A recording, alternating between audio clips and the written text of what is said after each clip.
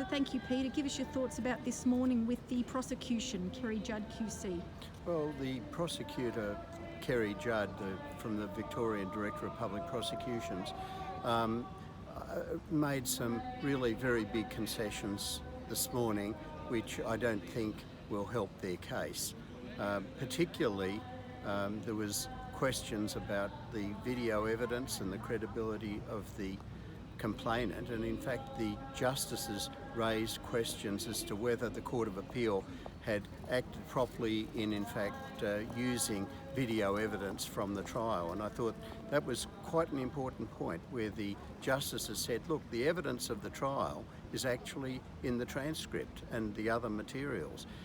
Looking at a video of the trial does not actually add to the evidence, and in fact suggested that the Court of Appeal in Victoria, which in fact had taken on the job of being the jury in the case, when in fact it's not their job to be the jury, it's their job to review all of the evidence.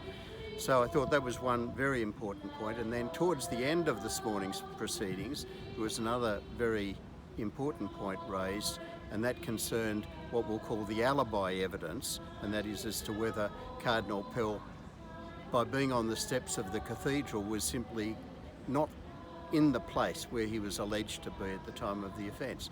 And again, the judges very strongly challenged the statements of the Director of Public Prosecutions that Cardinal Pell's usual practice was to be on the steps of the cathedral, which was, by the way, was supported by not only the Master of Ceremonies but also one of the altar servers, who spoke about introducing his own mother to the new Archbishop on the steps of the cathedral. So my feeling about it is that the prosecution's case is actually seen to be sort of very weak in this one.